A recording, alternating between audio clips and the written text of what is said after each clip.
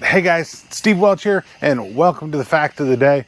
Wanted to talk about something that some people know, some people don't, but it's definitely a really cool piece of history. So, Thomas Jefferson and John Adams both died on the 4th of July the same day. Now, also James Monroe died, but if you look at it, out of the first 5 presidents we had, 3 of them passed away on the 4th of July.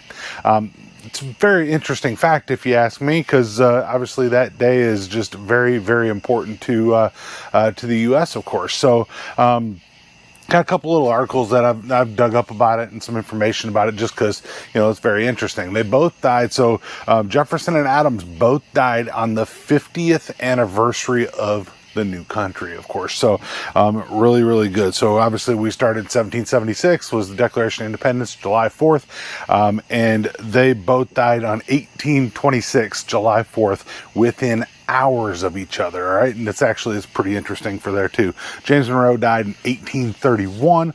He was the 5th president, of course, but he died on the same day, of course, just obviously several years later, of course. So basically the Jefferson lived to 83.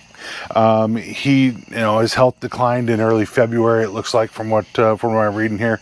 On July 3rd, he caught a severe fever and turned down an anniversary celebration in Washington.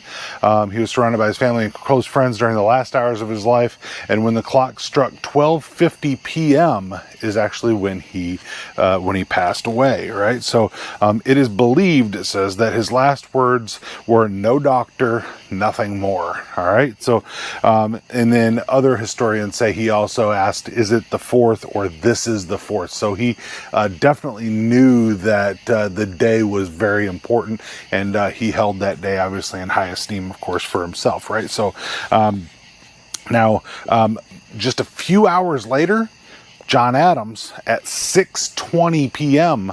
passed away. All right, so his last words were, "Thomas Jefferson survives." He was unaware at that point that Thomas Jefferson had already passed when he made that statement. So it's really, really interesting as well. He died at the age of 90.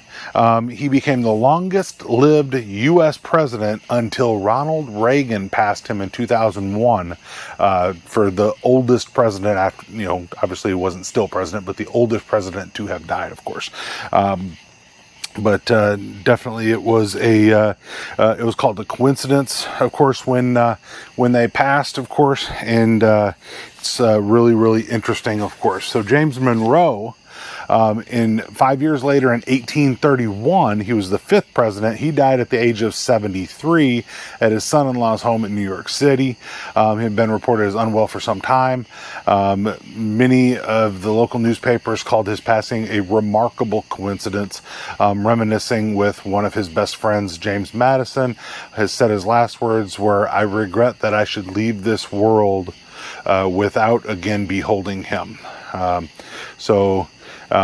Definitely it's so now not only were those 3 presidents that had passed, we also had Calvin Coolidge, who was the 30th president of the United States, was born on the 4th of July in 1872. So out of now 46 presidents at the time of filming this, we have had 4 of them that have had something directly to do with the 4th of July, 3 of which died on the 4th of July and 1 of which was born. So as percentages go, that's a pretty significant, I would think. So it's, if somebody is born on the 4th of July, well, they might actually be president. There you go.